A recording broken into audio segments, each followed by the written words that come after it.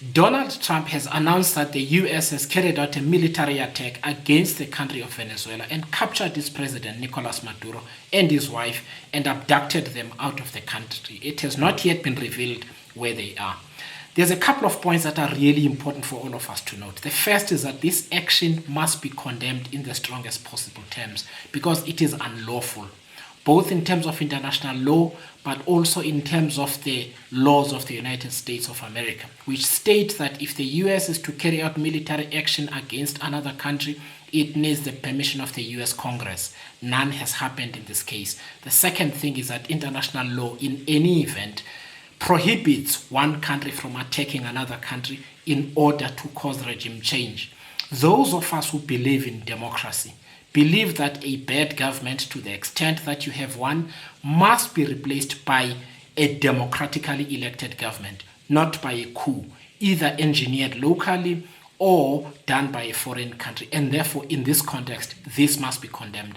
The second thing is that there will be a lot said about the fact that the government of Venezuela was oppressive, the elections were rigged, and so on. That notwithstanding, this is about the principles of international law. There are many things that many of us do not like about the governing systems of other countries. China, could be Australia, it could be any other country. None of our countries has got the right to go and invade that country, capture its president, abduct that president out of the country, and cause instability in that country and in the region, as it will happen now. It is not permitted in international law. And therefore, to the extent that anybody makes these kind of excuses, they must be rejected with the contempt that they deserve.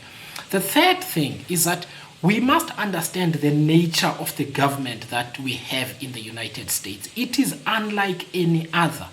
And those of us who have studied carefully the history of the evolution of the events towards the Second World War and what Adolf Hitler did in Europe, causing instability and murder of tens of millions of people right across the world. It began in this way, with a torrent of lies about what the government of Poland, Czechoslovakia, and other places were doing, which was not true, as a pretext in order to attack them and steal their resources and install governments which were not otherwise legitimated by the people of those countries. It's important that we see the signs, and they've been there since the beginning of the Trump administration.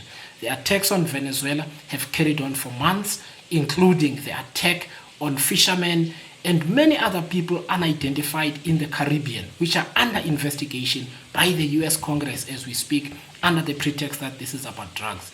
The US has also been unjustifiably doing acts of piracy and attacking Venezuelan oil tankers off the Atlantic and off the Caribbean and impounding their oil. This is lawlessness. There is nothing here that says any of us must make any excuses for the Trump administration. The final thing I want to say, it is time that lovers of democracy and international law across the world need to stand together. They need to stand up when something is wrong on principle. It is wrong. In the same way that some of us condemned Russia's attack on Ukraine, similarly here, this is no different. Because when the United States does this, it potentially destabilizes the world, because it says other countries as well can attack their neighbors without consequence because they've got a stronger military. We call upon the UN Security Council to convene as fast as possible.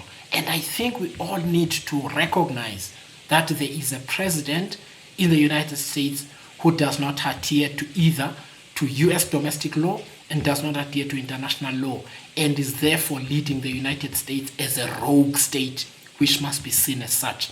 It's very important that we stand together on the basis of international solidarity behind international law and make sure that this action is reversed, because if it is allowed to stand, it portends very poorly for the rest of the world and global stability. And those of us who say nothing and vacillate in the face of this illegal action, we will live to regret our silence and our complicity in what happens next.